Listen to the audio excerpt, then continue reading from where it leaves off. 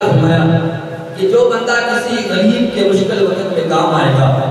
جو شخص اپنی ضرورت والے بھائی کی ضرورت کو پورا کرے گا، اللہ تعالیٰ اس کو مشکلات سے بچا لیتا ہے۔ اب ذرا توجہ کیجئے کہ میرے نبی کے اخلاق کا تذکرہ کیا جا رہا ہے،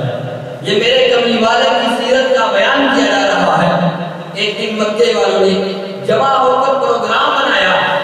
کہ ایک حکیم جس کا نام زماد تھا، کیا نام تھا؟ زماد، اس حکیم کو منتخب کیا اور کہنے لگا اے حکیم، مکے والوں نے کہا اے حکیم تو بڑا نامی گرامی حکیم ہے، تیرے نسخے بڑے مشہور ہیں، تو تیرا علاج بڑا کامیاب ہوتا ہے، آج ہم تیرے سامنے ایک سوال کرتے ہیں۔ سردار عبد المطلب کا وہ یتیم پوتا جس کا نام محمد رسول اللہ ہے، جس کا نام احمد ہے، جس کا نام محمود ہے، اس کا باپ عبداللہ فوت ہو گیا ہے، وہ جوان آدمی ہے، باتیں بڑی عجیب و غریب کرتا ہے، پوچھنے لگا وہ کہتا کیا ہے؟ اس حکیم نے پوچھا وہ کہتا کیا ہے؟ تو وہ کہنے لگے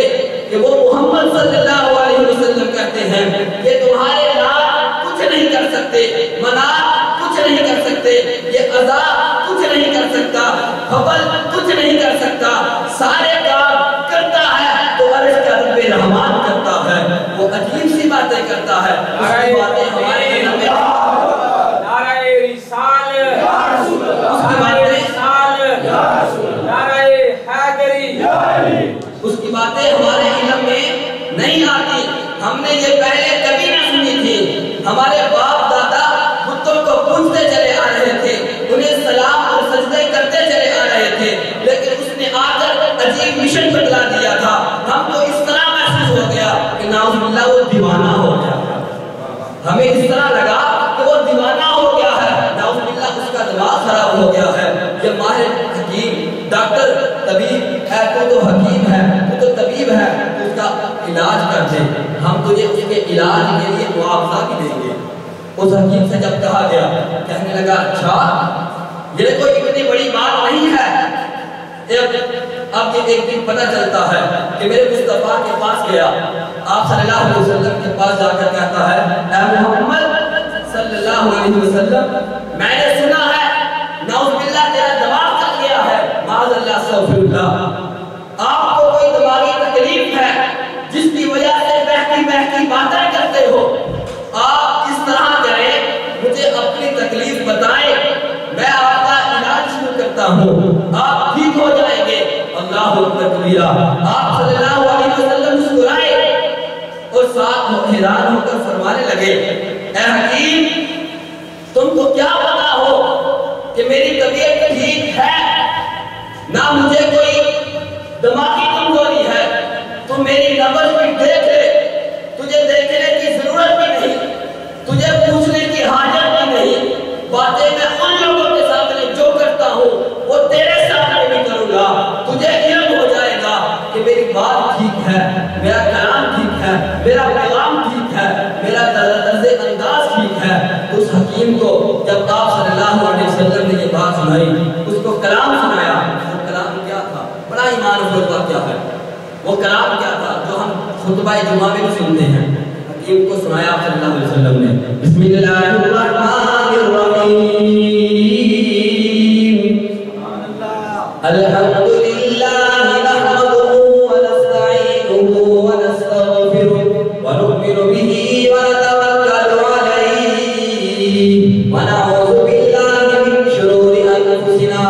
ومن سیئات اعمالنا، من یہدہ اللہ فلا مضل له ومن يضلل فلا هادي له، واشهد ان لا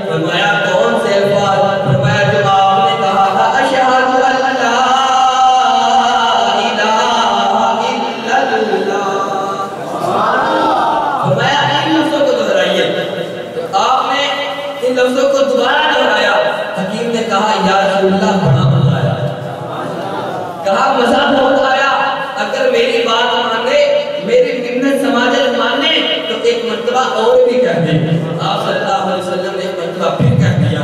فرمایا اس کا مطلب کیا تھا؟ اس خطبے میں اصل اللہ تعالیٰ کی تعریفیں حمد و ثنا اور اللہ جلال پر ایمان لانے کا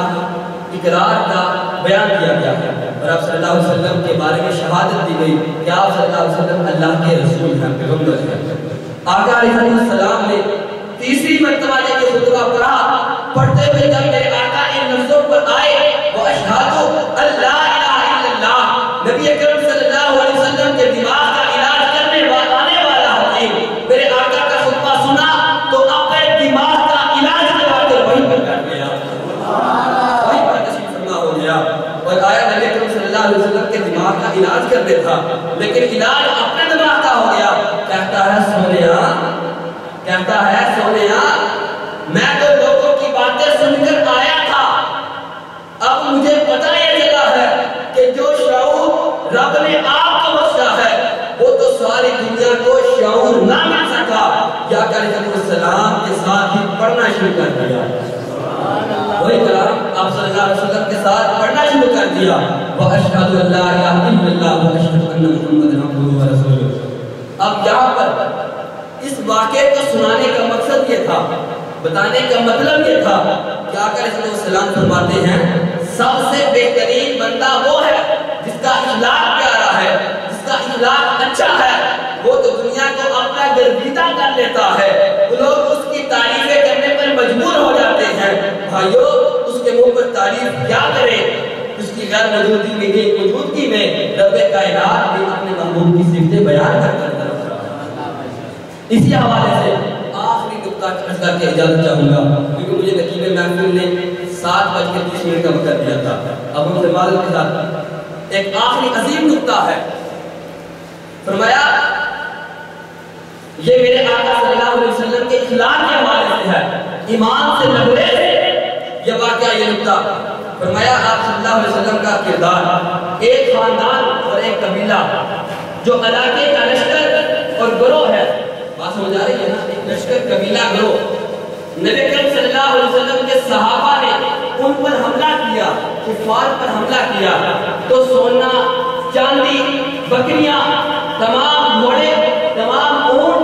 آپ صلی اللہ علیہ وسلم نے بہت سارا ساز و سامان اکٹھا کر لیا، ان کے مرد اور عورتوں کو قیدی بنا لیا۔ حبیب کبریا صلی اللہ علیہ وسلم کے صحابہ نے ان کو ہتھکڑیاں لگا لی تھی۔ یہ سارا غیر مسلموں کا قافلہ نبی اکرم صلی اللہ علیہ وسلم کی جماعت کے آگے لگا ہوا تھا، بنو حوازن کے لوگوں کا قافلہ قیدیوں کی شکل میں مدینہ کی طرف حبیب کبریا مکین نبوت بدلا صلی اللہ علیہ وسلم کی عدالت اور کچہری میں پیش کرنے کے لیے لایا جا رہا تھا۔ اب توجہ کیجیے، اللہ اکبر کبیرہ، جب آپ کے سامنے پیش کرنے کے لیے لایا جا رہا تھا، ان کے مال و بنات کو اونٹوں گھوڑوں پر سوار کیا گیا تھا، بکریاں آگے لگا دی گئی تھی، رستے میں چلتے چلتے قبیلے والوں نے ایک بی بی سے کہا، اللہ اکبر، ایک عورت سے کہا، اے شیماء تو کہتی تھی کہ محمد صلی اللہ علیہ وسلم کی میں رضائی بہن ہوں۔ ایک عورتیں آپس میں گفتگو کر رہی تھی کہ میں تو محمد صلی اللہ علیہ وسلم کی رضائی بہن ہوں، بھلا بھائی بہنوں کے ساتھ ایسا سلوک کرتے ہیں، ان کو قید کر لیتے ہیں، ان کے جانوروں کو ان کے مال و منال کو اس طرح لوٹ لیتے ہیں۔ اور انہوں نے یہ کہا، کہنے لگے اچھا میں جا کر پتہ کرتی ہوں۔ یہ نبی اکرم صلی اللہ علیہ وسلم کے صحابہ سے رابطہ کرتے ان کے پاس پہنچی، کہنے لگی اے مصطفیٰ کے دیوانوں، اے کملی والے کے سپاہیوں، میری ملاقات اس بدر منیر سے کروا دو، میری ملاقات اس سراج منیر سے کروا دو، میری ملاقات اس رحمت للعالمین سے کروا دو۔ صحابہ اکرام کہنے لگے اے بی بی تو غیر مسلم ہے، ہمارے نبی سے ملاقات کرنا چاہتی ہے، ہمارے نبی غیر محرم عورتوں سے ملاقات نہیں کرتے، ہمارا کملی والا حیا والا ہے، ہمارا کملی والا ایمان والا ہے، غیرتوں والا بھی ہے۔ کہنے لگی ذرا میری ملاقات کرواؤ، جب میری ملاقات کروا دو گے تو سارے راز کھل کر سامنے آ جائیں۔ بڑا ہی معلوم ہوگا کیا ہے کہ میری ملاقات کرواؤ۔ ملاقات کرنے پر اس نے ضد کی۔ صحابہ کرام رضوان اللہ تعالیٰ عنہ فرماتے ہیں کیا بی بی بتا کیا معاملہ ہے، ہمارے کملی والے کے ساتھ تیرا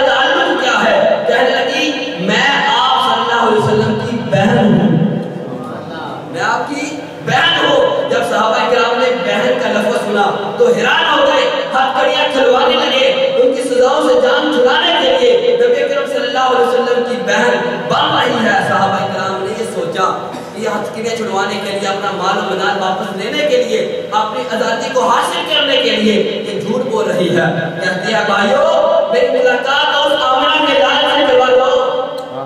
میری ملاقات کو کرواؤ۔ آقا کے سامنے پیش کیا گیا۔ جب حبیب کبریا آمنہ کے لال عبداللہ کے نظر یتیم مکینہ بنت خضرا صلی اللہ علیہ وسلم کے سامنے آئی تو رو رو کر عرض کرنے لگی، سونے آج اللہ تعالیٰ نے آپ کو شانیں عطا کر دی ہے، اللہ نے تجھے عزتوں سے نواز دیا ہے، اللہ نے تیری شانیں بلند کر دی ہے، اللہ تیرے وقار میں بھی برکت دے، اللہ تجھے کتنی عظمتوں سے مالا مال کر رہا ہے، اللہ نے تجھے کتنی عظمتیں عطا کر دی ہیں۔ میرے پیارے بھائی کیا تم نے مجھے نہیں پہچانا؟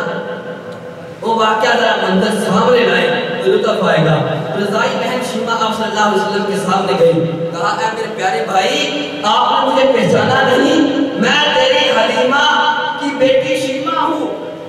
میں تیری حلیمہ کی بیٹی شیمہ ہوں جس نے بچپن میں تجھے اپنے ان ہاتھوں پر اٹھا کر لوریاں دی ہے، میں تجھے پہاڑوں کے دامن میں جا کر کھلایا کرتی تھی، میں تو میری انگلیوں پر کاٹا کرتا تھا، میرے گردوں پر آج بھی تیرے کاٹنے کے نشان موجود ہیں، تو میرا پیارا اور میٹھا بھائی ہے، میں تیرے ساتھ پیار کرتی ہوں، میں تجھے سینے لگا کر کھلایا کرتی ہوں۔ اے میرے پیارے نبی صلی اللہ علیہ وسلم نے جب یہ بات سنی تو کہا، اپنا تعارف کروا دیا، میرے آقا صلی اللہ علیہ وسلم نے جواب دیا، بڑا خوبصورت جواب دیا، کہا حبیب کبریا صلی اللہ علیہ وسلم نے آپ فوراً کھڑے ہو گئے، آپ صلی اللہ علیہ وسلم کھڑے ہو گئے اور کھڑے ہو کر وہ یا ایھا المزمل کی کملی والی چادر اٹھا کر زمین پر بچھائی، کہا میری بہن تیری جگہ یہاں نہیں یہاں ہے۔ سبحان اللہ، نعرہ تکبیر، اللہ اکبر، نعرہ رسالت، یا رسول اللہ، نعرہ حیدری، میری بہن تو دور دراز سے چل کر آئی ہے، کئی سالوں کے بعد تیری ملاقات ہو رہی ہے، اب نیچے نہ بیٹھ، اپنے بھائی محمد صلی اللہ علیہ وسلم کی چادر پر بیٹھ جا۔ صحابہ کرام نفرت کی نگاہوں سے دیکھتے رہے، عرض کرتے رہے، سونیا یہ کلمے سے محروم عورت ہے، اس نے کلمہ نہیں پڑھا، یہ مسلمان نہیں ہے، آج قیدی بن کر آئی ہے، آپ نے چادر بچھا دی، یہ قیدی بن کر آئی ہے، آپ نے چادر بچھا دی۔ آقا علیہ السلام فرماتے ہیں، اے میرے صحابہ نفرت نہ کرو، ہائے ہائے کیا کہا، میرے صحابہ نفرت نہ کرو، آپ نے چادر بچھائی، یہ میری وہ بہن ہے جو مجھے اٹھا کر پیار کیا کرتی تھی، یہ میری وہ بہن ہے جو میرے ہونٹوں پر بوسے دیا کرتی تھی، یہ میری وہ بہن ہے جس نے انگلی سے پکڑ کر مجھے کھلایا تھا۔ آقا علیہ السلام کو اپنا سارا واقعہ سنا دی اور آخر میں کہتی ہے، میرے بھائی میں اپنی مرضی سے نہیں آئی، میری بہنیں میرے بھائی وہاں پر قید ہیں، میں ان کی رہائی کے لیے آئی ہوں، میں ان کی رہائی کے لیے درخواست لے کر آئی ہوں۔ تو آج پتہ چل جائے گا کہ اگر تو بہن ہے تو مجھے میری قوم نے بھیجا ہے، تو اگر یہ تیرا بھائی ہے تو آج پتہ چل جائے گا، اگر تو بہن ہوئی تو تیرا بھائی تجھے خالی نہیں لٹائے گا۔ ان عورتوں نے، ان آدمیوں نے حضرت شیمہ کو کہہ کر یہ بھیجا تھا، اگر وہ تیرا بھائی ہو تو تجھے خالی